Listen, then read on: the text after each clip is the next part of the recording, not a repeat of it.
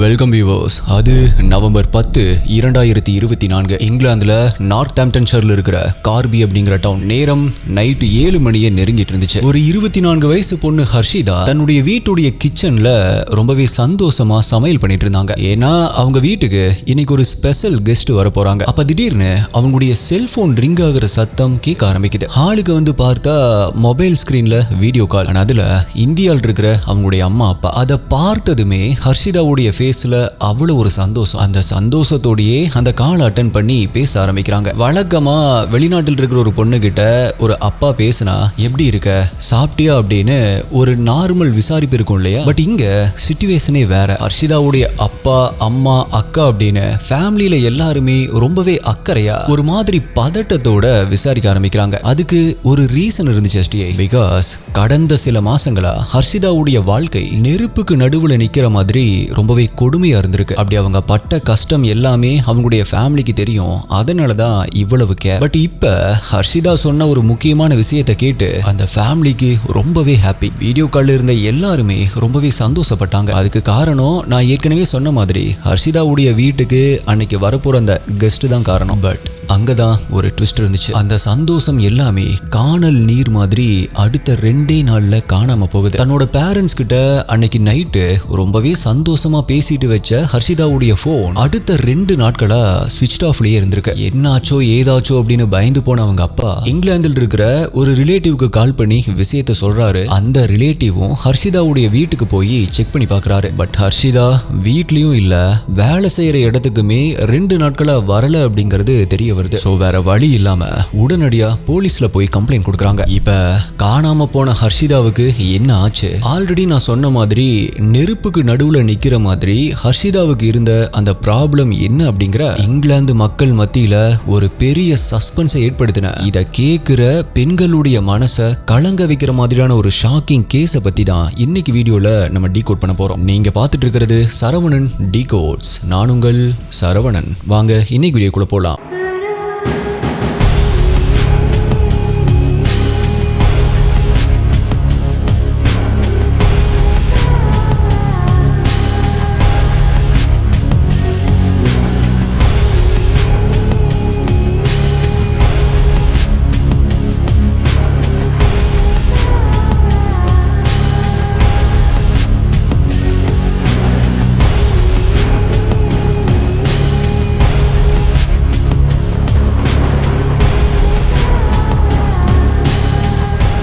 இந்த வீடியோல நான் சொல்ற யூடியூப்ல காமிக்க முடியாத crime scene images, crime scene videos எல்லாமே நம்மளுடைய அஃபீஷியல் டெலிகிராம் குரூப்ல தான் அப்டேட் பண்ணுவோம். யூடியூப்ல கரெக்டா நோட்டிபிகேஷன் கிடைக்காதவங்களுக்கும் அங்க இன்ஸ்டன்டா அப்டேட் கிடைச்சிடும். டெலிகிராம் யூஸ் பண்ணாதவங்களுக்கு வாட்ஸ்அப்ல நம்மளுடைய சேனல் இருக்கு, அங்கேயுமே உங்களுக்கு இன்ஸ்டன்ட் அப்டேட்ஸ் கிடைச்சிடும். நம்மளுடைய அஃபீஷியல் வாட்ஸ்அப் மற்றும் டெலிகிராம் சேனலுடைய லிங்க் டிஸ்கிரிப்ஷன் பின்ட் கமெண்ட்ல கொடுத்திருக்கேன், செக் பண்ணி பாருங்க.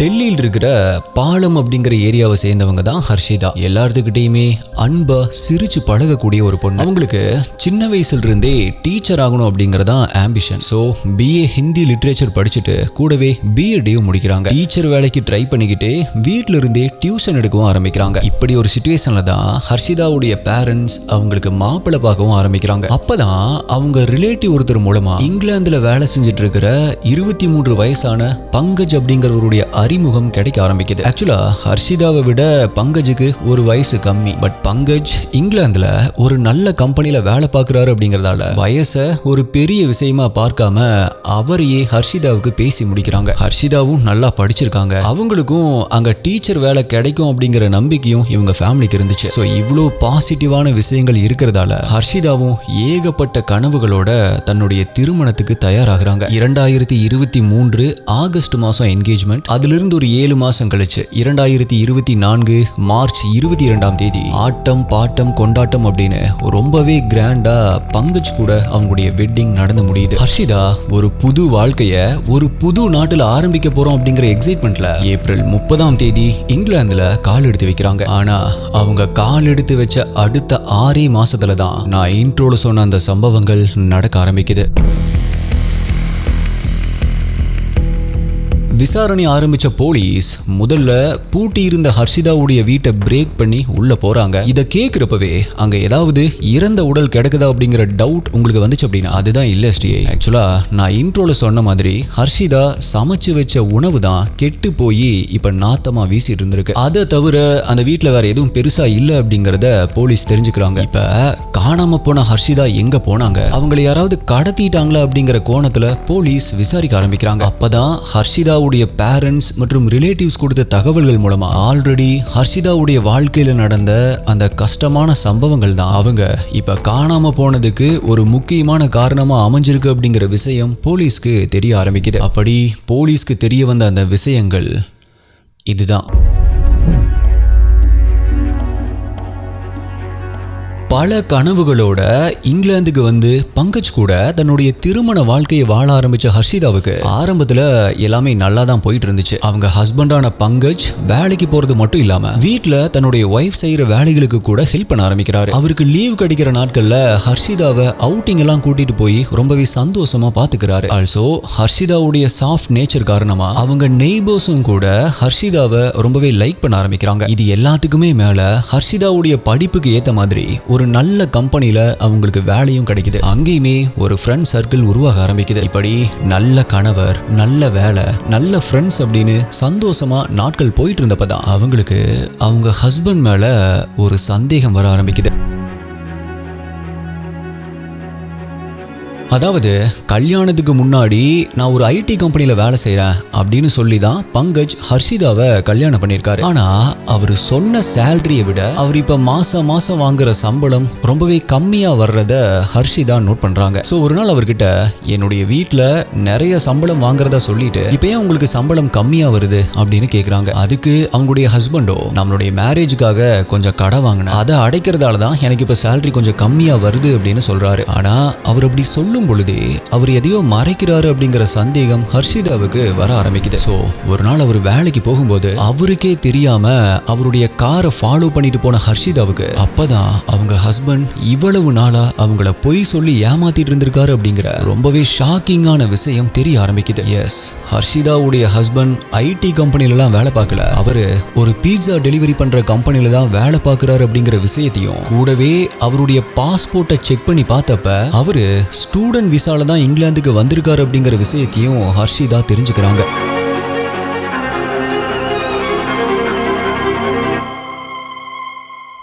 ஸோ அன்னைக்கு நைட்டே ஏன் என்ன பொய் சொல்லி கல்யாணம் பண்ணிக்கிட்டீங்க அப்படின்னு சண்டை போட ஆரம்பிச்சிருக்காங்க. தன்னுடைய பேரண்ட்ஸ் கிட்டையும் இந்த விஷயத்தை சொல்லி அழுதுருக்காங்க. கடைசியா ஹர்ஷிதாவுடைய பேரண்ட்ஸ் போன் மூலமாகவும் இங்கிலாந்தில் இருக்கிற அவங்க ரிலேட்டிவ் நேர்லயும் வந்து பங்கஜை விசாரிக்கிறப்பதான் அவரு ஹர்ஷிதாவை கல்யாணம் பண்ணணும் அப்படிங்கிற ஆசையில பொய் சொல்லியிருக்காரு அப்படிங்கிறதும் இந்த பொய்க்கு இந்தியாவில் இருக்கிற அவருடைய பேரண்ட்ஸும் உடந்தையா இருந்திருக்காங்க அப்படிங்கிற விஷயமும் தெரிய வருது. இது ஆரம்பத்துல ஹர்ஷிதாவுடைய பேரண்ட்ஸ்க்கு ரொம்பவே கஷ்டமா இருந்தாலும் இப்ப அவங்க என்ன நினைச்சாங்க அப்படின்னா, என்னதான் பொய் சொல்லி கல்யாணம் பண்ணியிருந்தாலும் இது வரைக்கும் நம்ம பொண்ணுகிட்ட அவன் நல்லபடியா தான் நடந்திருக்கான் அப்படிங்கறத யோசிச்சு பாக்குறாங்க. சோ ஒரு பெரிய மனசு பண்ணி அவர் பண்ண அந்த தப்பை மன்னிக்கிறாங்க. ஹர்ஷிதாவும் அவர் சொன்ன பொய்யை மறந்துட்டு அவர் கூட தன்னுடைய வாழ்க்கைய மறுபடியுமே சந்தோஷமா வாழ ஆரம்பிக்கிறாங்க. பட் ஒரு நல்ல மனுஷ மாதிரி நடிக்க தெரிஞ்சவனுக்கு தனக்கு கிடைச்ச மன்னிப்பு எவ்வளவு பெருசு அப்படின்னு புரியல. பிகாஸ் அதுக்கப்புறமா தான் அவனுக்குள்ள ஒளிஞ்சிட்டு இருந்த மிருகம் கொஞ்சம் கொஞ்சமா வெளியே வர ஆரம்பிக்குது.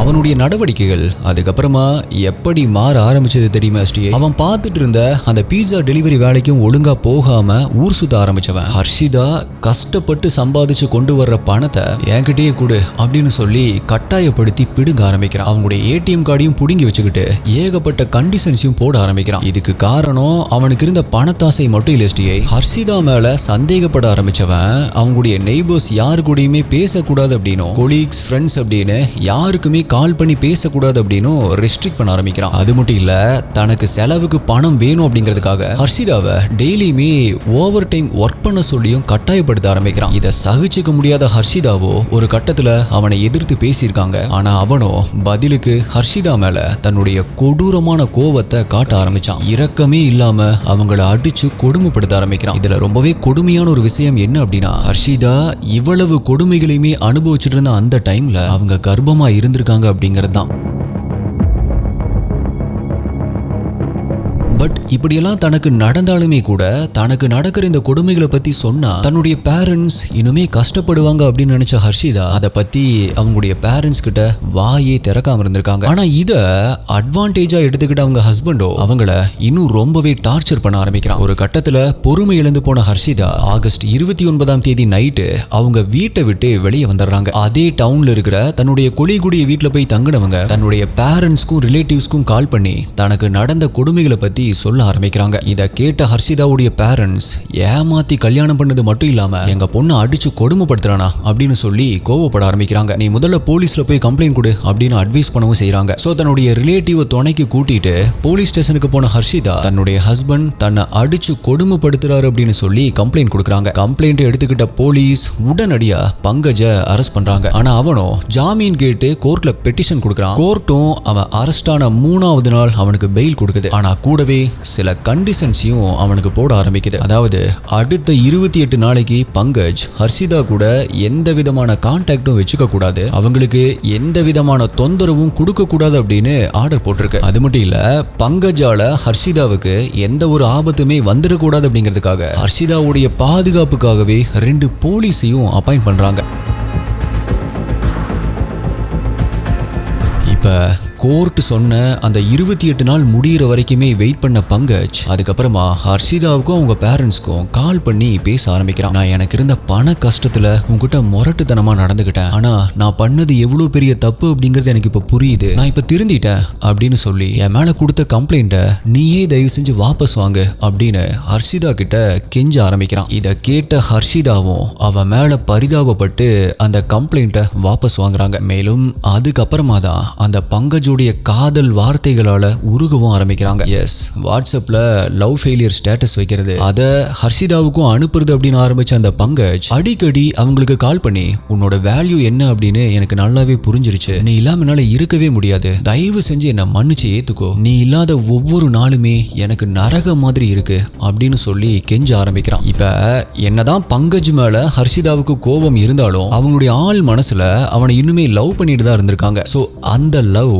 இப்ப பங்கஜுடைய காதல் வார்த்தைகளால கொஞ்சம் கொஞ்சமா வெளியே வர ஆரம்பிக்குது. அதோட விளைவாதான் நவம்பர் 10 அன்னைக்கு ஈவினிங் ஹர்ஷிதா ஒரு பெரிய முடிவை எடுக்கிறாங்க. தங்களுடைய வாழ்க்கைய மறுபடியுமே சந்தோஷமா தொடங்குற எண்ணத்தோட அன்னைக்கு நைட்டு டின்னர் சாப்பிட்றதுக்காக பங்கஜ தன்னுடைய வீட்டுக்கு இன்வைட் பண்றாங்க. அதாவது பங்கஜ் கூட வாழ்ந்துட்டு இருந்த இவங்க வெளியே வந்து ஒரு வாடகை வீடு எடுத்து தங்கியிருக்காங்க. சோ அந்த வீட்டுக்கு அவனை டின்னர் சாப்பிட்றதுக்காக இன்வைட் பண்ணியிருக்காங்க. மேலும் அவனுடைய வருகையை எதிர்பார்த்து தான் நான் இன்ட்ரோல சொன்ன மாதிரி ரொம்பவே சந்தோஷமா அவங்களுடைய கிச்சன்ல டின்னரும் ரெடி பண்ணிட்டு இருந்தாங்க. அப்பதான் இந்தியால இருந்து அவங்களுடைய பேரண்ட்ஸுடைய காலும் வந்துச்சு. ஆல்சோ அவங்க பங்கஜ் கூட மறுபடியுமே சேர போறாங்க அப்படிங்கிற விஷயத்தை கேட்டுதான் அவங்க பேரண்ட்ஸும் ரொம்பவே சந்தோஷப்பட்டிருக்காங்க. ஸோ இவ்வளவு விஷயத்தையுமே ஹர்ஷிதாவுடைய பேரண்ட்ஸ் மூலமா தெரிஞ்சுக்கிட்ட போலீஸ் கண்டிப்பா பங்கஜ் தான் ஹர்ஷிதாவை கடத்திட்டு போயிருக்கணும் அப்படின்னு கன்ஃபார்ம் பண்றாங்க. பட் அவனுடைய மொபைல் நம்பரோ ஸ்விட்ச் ஆஃப்ல இருந்திருக்கு. அவனை தேடி அவனுடைய வீட்டுக்கு போய் பார்க்குறப்ப அந்த வீடும் பூட்டி இருந்திருக்கு. ஸோ முதல்ல அந்த வீட்டை சுத்தி இருக்கிற சிசிடிவி ஃபுட்டேஜை செக் பண்ண ஆரம்பிக்கிறாங்க. அப்பதான் நான் இன்ட்ரோல சொன்ன அன்றைய நாள் நைட்டு சரியா இரவு 8:15 மணிக்கு பங்கஜுடைய கார் ஹர்ஷிதாவுடைய வீட்டு பக்கத்தில் இருக்கிற சிசிடிவி கேமராவை கிராஸ் பண்ணி போறது போலீஸ்க்கு தெரிய ஆரம்பிக்குது. மேலும் அந்த காருடைய நம்பரை வச்சு அந்த கார் இப்ப எங்க இருக்கு அப்படிங்கறதையும் தெரிஞ்சுக்கிறாங்க. அந்த கார் இப்ப எந்த லொகேஷன்ல இருக்கு அப்படிங்கறத தெரிஞ்சுக்கிற ஒரு நல்ல டெக்னாலஜி இங்கிலாந்துல இருக்கு. இதை கேக்குறப்ப என்ன ப்ரோ, நம்பர் பிளேட்டை வச்சு ஒரு வண்டி எங்க இருக்கு அப்படின்னு எப்படி கண்டுபிடிப்பாங்க? எல்லா கார்லயும் ஜிபிஎஸ் ட்ராக்கிங் டிவைஸா இருக்கு, இது எப்படி சாத்தியம் அப்படின்னு உங்களுக்கு தோணலாம் எஸ்டிஐ. பட் இது எப்படி ஒர்க் ஆகுது அப்படின்னா, நம்ம ஊர்ல எல்லாம் நம்பர் பிளேட்டை ஸ்கேன் பண்ணியே அந்த வண்டிக்கு போலீஸ் ஃபைன் போடுவாங்க இல்லையா, அதே மாதிரி தான் இங்கிலாந்துல AN ANPR automatic number plate recognition அப்படிங்கிற ஒரு அட்வான்ஸ்டு டெக்னாலஜி இருக்கு. எதுக்காக இதை பயன்படுத்துறாங்க அப்படின்னா, இப்ப ஒரு கார் திருட்டு போயிருது அப்படின்னா, இல்ல ஏதோ ஒரு குற்ற சம்பவத்தில் ஈடுபட்ட வண்டி இருக்கு அப்படின்னா, அந்த நம்பரை அவங்க வச்சிருக்கிற சாஃப்ட்வேர்ல அப்டேட் பண்ணா மட்டும் போதும். இப்ப அந்த வண்டி எங்கெல்லாம் போகுது அப்படின்னு அங்க இருக்கிற ஆயிரக்கணக்கான கேமராக்கள் ஸ்கேன் பண்ணி கடைசியா அது எந்த லொகேஷன்ல இருந்துச்சு அப்படிங்கிற டேட்டாவையும் உடனடியா போலீஸ்க்கு அனுப்பிடும். ஆக்சுவலா நம்ம ஊர்ல டோல்ல போடுற மாதிரி இல்லாம இங்கிலாந்துல பல ஆயிரக்கணக்கான ANPR கேமராக்கள் ரோடு நெட்வொர்க் முழுக்கவே இருக்கு. அதனால போலீஸ் ஒரு வண்டியுடைய நம்பரை கொடுத்தா மட்டும் போதும், அது கடந்த ஒரு வருஷத்துல எங்கெல்லாம் போயிருக்கு அப்படிங்கிற ரோடு மேப்பை கூட தெரிஞ்சுக்க முடியும். சோ அந்த டெக்னாலஜியை பயன்படுத்தி தான் பங்கஜுடைய கார் ஹர்ஷிதாவுடைய வீட்டில இருந்து 120 கிலோமீட்டர் தூரத்தில் இருக்கிற பிரிஸ்பன் ரோடு அப்படிங்கிற பகுதியில் தான் இருக்கு அப்படிங்கறத போலீஸ் தெரிஞ்சுக்கிறாங்க. நவம்பர் 14ஆம் தேதி அந்த ஸ்பாட்டுக்கு போய் அங்க ரோடோரமா ஒரு காடு மாதிரியான பகுதியில நின்னுட்டு இருந்த பங்கஜுடைய காரை கண்டுபிடிக்கவும் செய்யறாங்க. மேலும் அந்த காரை செக் பண்ணி பாக்குறப்ப அந்த காருக்குள்ள யாருமே இல்ல அப்படிங்கறதையும், காருடைய கீ கூட கார்லயே தான் இருக்கு அப்படிங்கறதையும் தெரிஞ்சுக்கிறாங்க. இப்ப காருடைய டிக்கில ஏதாவது இருக்கா அப்படின்னு தெரிஞ்சுக்கிறதுக்காக அதை ஓபன் பண்ணி பாக்குறாங்க. அப்படி அதை ஓபன் பண்ண அடுத்த நொடியே அங்கிருந்த எல்லா போலீஸ் அதிகாரிகளுக்கும் தாங்க முடியாத ஒரு துர்நாற்றம் மூக்க தாக்க ஆரம்பிக்குது. அவங்க நினைச்சதை விட ரொம்பவே பயங்கரமான ஒரு உண்மைதான் அங்க காத்துட்டு இருந்துச்சு. ஆமா எஸ்டிஐ, வெறும் க்ளோத்ஸ் இல்லனா பார்சல் ஏதாவது இருக்கும் அப்படின்னு எதிர்பார்த்த போலீஸ்க்கு பங்கஜுடைய கொடூரமான துரோகத்துக்கு பலியான அழுகிய நிலையில் இருந்த ஹர்ஷிதாவுடைய இறந்த உடல் தான் அதுக்குள்ள கடந்திருக்கு. அது ஹர்ஷிதா தான் அப்படின்னு கன்ஃபார்ம் பண்றதுக்காக இந்தியாவில் இருக்கிற ஹர்ஷிதாவுடைய அப்பாவை இங்கிலாந்துக்கு வர சொல்றாங்க. அவருடைய டிஎன்ஏவை மேட்ச் பண்ணி பார்த்து இறந்து கிடந்தது ஹர்ஷிதாவுடைய உடல் தான் அப்படிங்கறத கன்ஃபார்ம் பண்றாங்க. மேலும் அவங்களுடைய ஆட்டாப்சி ரிப்போர்ட்ல அவங்க கழுத்தை நெரிச்சு தான் கொலை செய்யப்பட்டிருக்காங்க அப்படின்னும், அவங்க கொலை செய்யப்பட்ட நேரம் நவம்பர் 10 அன்னைக்கு நைட்டு ஒரு 7 மணியிலிருந்து 8 மணிக்குள்ள தான் இருக்கணும் அப்படின்னு மென்ஷன் பண்ணப்பட்டிருக்கு. ஹர்ஷிதாவுடைய உடல் இருந்த அந்த காரை ஓட்டிட்டு போனதும் பங்கஜ் தான் அப்படிங்கறதையும் வேற ஒரு சிசிடிவி மூலமா போலீஸ் கன்ஃபார்ம் பண்றாங்க. சோ இது எல்லாத்தையுமே வச்சு பார்க்கும் பொழுது பங்கஜ் தான் ஹர்ஷிதாவை கொலை பண்ணிருப்பான் அப்படிங்கிறது உறுதிப்படுத்தப்பட்டு அவனை தேட ஆரம்பிச்ச போலீஸ்க்கு அந்த டைம்ல அவன் இந்தியாவுக்கே தப்பிச்சு போயிட்டான் அப்படிங்கிற அதிர்ச்சியான விஷயம் தெரிய வருது. சோ இந்தியாவில் இருக்கிற டெல்லி போலீஸ்க்கு கால் பண்ணி பங்கஜை தேட சொல்லி இன்ஸ்ட்ரக்ஷன் கொடுக்குறாங்க. அதை கேட்ட டெல்லி போலீஸும் அங்க இருக்கிற இந்திரா காந்தி இன்டர்நேஷனல் ஏர்போர்ட்ல போய் செக் பண்ணி பார்க்கறாங்க. அதிலிருந்து அந்த பங்கஜ் நவம்பர் 12 அன்னைக்கு டெல்லியில வந்து ரீச் ஆயிருக்கான் அப்படிங்கறதையும் தெரிஞ்சுக்கிறாங்க. ஆல்சோ இந்த ஷாக்கிங்கான நியூஸ் தெரிஞ்சதுமே ஹர்ஷிதாவுடைய ஃபேமிலி இந்தியாவில் இருக்கிற டெல்லி போலீஸ் கிட்ட போய் பங்கஜை உடனடியா அரெஸ்ட் பண்ண சொல்லி கம்ப்ளைண்ட் கொடுக்குறாங்க. அந்த கம்ப்ளைண்ட்டை எடுத்துக்கிட்டு பங்கஜை தேட ஆரம்பிச்ச போலீஸ்க்கு ஆரம்பத்துல எந்த ஒரு க்ளூவுமே கிடைக்கல. பட் கிட்டத்தட்ட 2 மாசத்துக்கு அப்புறமா தான் அவங்களுக்கு ஒரு சின்ன ஹோப் வர ஆரம்பிக்குது. அப்படி அவங்களுக்கு ஹோப் வர்றதுக்கு காரணம் 2 க்ளூ தான். அதுல ஒன்னு ATM மெஷினுடைய சிசிடிவி ஃபுட்டேஜ், ரெண்டாவது ஒரு செல்போன். அதாவது பங்கஜுடைய பேங்க் அக்கௌண்ட்டை வாட்ச் பண்ணிட்டே இருந்த போலீஸ்க்கு 2025 மார்ச் 4ஆம் தேதி அவன் ஒரு ATM மெஷின்ல இருந்து பணம் எடுத்த சிசிடிவி ஃபுட்டேஜை ரெக்கவர் பண்றாங்க. சோ அவ்வளவு நாள் பிளாக் அண்ட் ஒயிட்ல இருந்த இந்த கேஸ் அப்பதான் ஒரு சின்ன வெளிச்சத்துக்குள்ள வர ஆரம்பிச்சது. மேலும் அடுத்த சில வாரங்கள்லயே டெல்லியை சேர்ந்த ஒரு ஆட்டோ டிரைவர் தன்னுடைய ஆட்டோல கிடந்த ஒரு செல்போனை நேர்மையா கொண்டு போய் போலீஸ் கிட்ட கொடுக்கறாரு. அதை செக் பண்ண போலீஸ் அந்த நம்பர் பங்கஜுடைய பெயர்ல தான் இருந்திருக்கு அப்படிங்கறதையும் தெரிஞ்சுக்கிறாங்க.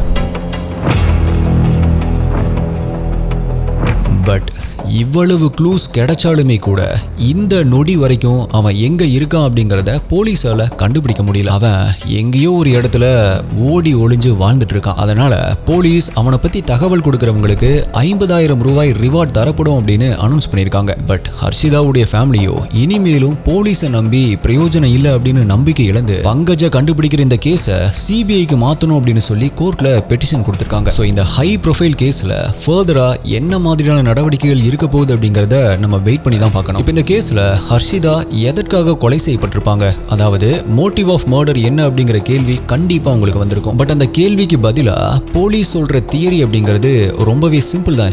ஏற்கனவே ஹர்ஷிதாவை அடிச்சு கொடுமைப்படுத்தின பங்கஜ் ஹர்ஷிதா தான் என்னை ஜெயிலுக்கு அனுப்புனா, என்னையே கம்ப்ளைண்ட் கொடுத்து உள்ள அனுப்புனா அப்படிங்கிற ஒரு வெறியில் இருந்திருக்கான். ஆனா அதை வெளிக்காட்டாம திருந்தனவ மாதிரி நடிச்சு ஹர்ஷிதாவுடைய வீட்டுக்கும் போயிருக்கான். அங்கேயே வச்சு அவங்க எதிர்பாராத நேரத்துல அவங்களுடைய கழுத்தை நெரிச்சு கொலையும் பண்ணியிருக்கான். இந்த ஒரு தியரி தான் போலீஸால ஸ்ட்ராங்கா சொல்லப்படுது.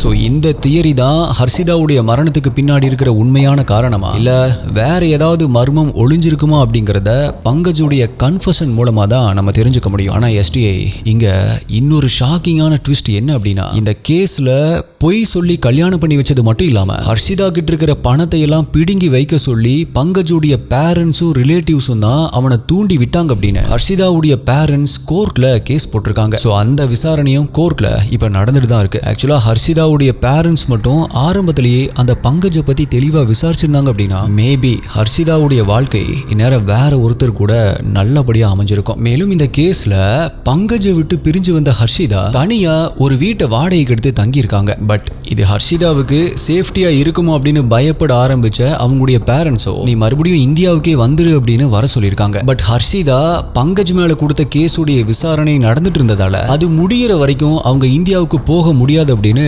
போலீஸ் சொல்லியிருக்காங்க. இங்கதான் அந்த மிஸ்டேக்ஸ் நடக்க ஆரம்பிக்குது. சோ துஷ்டனை கண்டால் தூர விலகு அப்படின்னு சொல்ற மாதிரி பங்கஜ் மேல கொடுத்த கேஸை வாபஸ் வாங்கின உடனேயே ஹர்ஷிதா இந்தியாவுக்கு வந்திருந்தாங்க அப்படின்னா மேபி அவங்க இந்நேரம் உயிரோடு இருந்திருப்பாங்க. மேலும் பங்கஜும் தான் செஞ்ச தப்பு எல்லாமே மன்னிக்கப்பட்டிருக்கு அப்படிங்கறத புரிஞ்சுக்கிட்டு அதுக்கப்புறமாவது ஒழுங்கா வாழ்ந்திருந்தான் அப்படின்னா இந்நேரம் ஒரு கொலைகாரனா ஓடி ஒளிய வேண்டிய அவசியமும் அவனுக்கு வந்திருக்காது. எஸ்டிஐ ஃபைனலா ஒரு எமோஷனலான விஷயம். ஆக்சுவலா பங்கஜுக்கு தரப்பட்ட மன்னிப்பு எவ்வளவு பெரிய விஷயம் அப்படின்னா, ஹர்ஷிதா ஆல்ரெடி கர்ப்பமா இருந்தாங்க அப்படின்னு சொல்லியிருந்தேன் இல்லையா, அந்த கர்ப்பம் அந்த டைம்ல அவங்க ரொம்பவே ஸ்ட்ரெஸ்ஸா இருந்ததால களைஞ்சே போயிருக்கு. அதுக்கு காரணம் பங்கஜ் பண்ண டார்ச்சர் தான் அப்படிங்கறது கூட பெருசுபடுத்தாம ஹர்ஷிதா அவனை மன்னிச்சு திரும்பவுமே ஏத்திருக்காங்க. ஆனா அவனும் அதை கூட புரிஞ்சுக்காம இரக்கமே இல்லாம ஒரு கொலையை பண்ணிருக்கான் அப்படிங்கறதா இங்க வேதனைக்குரிய ஒரு விஷயம். So my dear STI investigators, திருமண வாழ்க்கையில இவ்வளவு பெரிய ஏமாற்றத்தை சந்திச்சு இப்படி கொடூரமா கொலை செய்யப்பட்ட